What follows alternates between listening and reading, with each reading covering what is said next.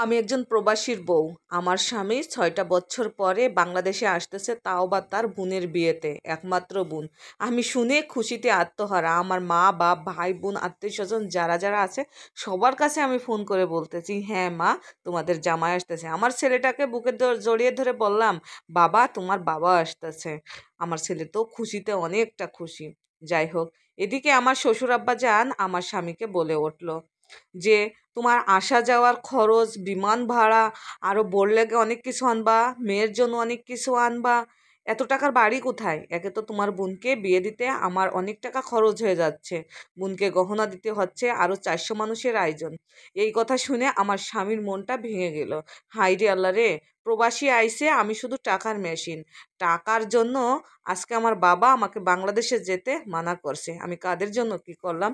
সে বুকের ভিতর কথাটা লুকিয়ে রেখে তার বোনের কাছে ফোন দিল। তার বোনকে অনেক ভালোবাসতো।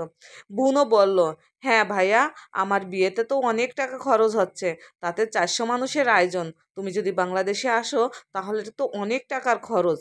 এই কথা শুনে আমার হাজবেন্ডের অনেক মন খারাপ হয়ে গেল। সে ব্যাটিং ট্যাটিং সব লাখিস টাখিস গোছাইছিল।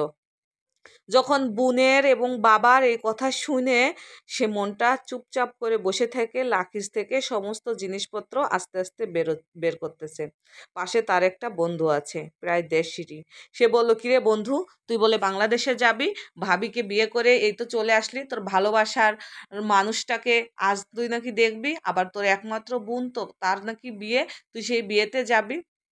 আমার স্বামী বলে উঠল, না দোষ, আমি আর যাব না, কারণ আমার বোনের বিয়েতে অনেক টাকা খরচ হচ্ছে, আরও 400 মানুষের আয়োজন, হয়তো বা আমি গেলে 401 জন হবে, তাই আমার বাবার খরচটা একটু বেড়ে যাবে, তাই আমি আর যাব না। আমার স্বামী দু চোখের পানি এক কোণা দিয়ে ছেড়ে দিয়ে যেন বুকটা তার ভেসে গেল। একটু পরেই আমার কাছে ফোন আসলো। আমাকে ভালোবেসে আদর করে বলল, লক্ষ্মী সোনা, তুমি রাগ করো না, আমার ইচ্ছা ছিল তোমার সঙ্গে কালকে এক বিছনায় ঘুমাবো, আমার মনের অনেক কথা জমে আছে, তোমার কাছে বলবো, আর হলো না। বিশ্বাস করো, আমার অনেক ইচ্ছা ছিল, অফিসে একটা কাজ পড়ে গেছে, সে কাজের জন্য আমি আর যেতে পারলাম না। আর একে তো বোনের বিয়ে, অনেক টাকা খরচ হচ্ছে, 400 মানুষ আসবে যাত্রীতে, আমি গেলে হয়তো বা 401 জন হতে পারে, তাই আমি আর গেলাম না। আমার আর বুঝতে বাকি থাকলো না, আমার শ্বশুর আব্বা যান তাকে টাকার হিসাবটাই সে করছে, কিন্তু তার যে বাড়িতে একটা ভালোবাসার মানুষ সে রেখে গেছে, তার পরিবার সে রেখে গেল, একবারও বুঝলো না। ছোট ভাইটার কাছে সে মাঝে মধ্যে ফোন দেয়, কত স্মৃতি তার বাড়ির আশেপাশে জড়িয়ে আছে। ভাইয়ের কাছে মাঝে মাঝে ফোন দিয়ে বলে, ভাই, একটু মা বাপ ভাই বোন গ্রামবাসী ভিডিও করে করে তুই একটু আমাকে দিস তো। এই কথা যখন আমার স্বামী বলে, তখন আমার দেওর জন্য একটু তার অসহ্যকর লাগে, তখনই এই কথাগুলো যখনই বলে সে ফোনটা কেটে দেয়। অথচ তার শখ আহ্লাদ, তার ইলাসিতা বিলাসিতা, তার হাত খরচ সমস্ত টাকা কিন্তু আমার স্বামী দিচ্ছে, কিন্তু আমার স্বামীর কষ্ট দুঃখ কেউ বুঝার মতন কেউই নাই। এই দেখতে দেখতে 8টা বছর পার হয়ে গেল। আমার স্বামী শুধু টাকা টাকাই করতেছে, আর বাবা ভাইদেরকে সব স্বপ্নগুলো পূরণ করতেছে।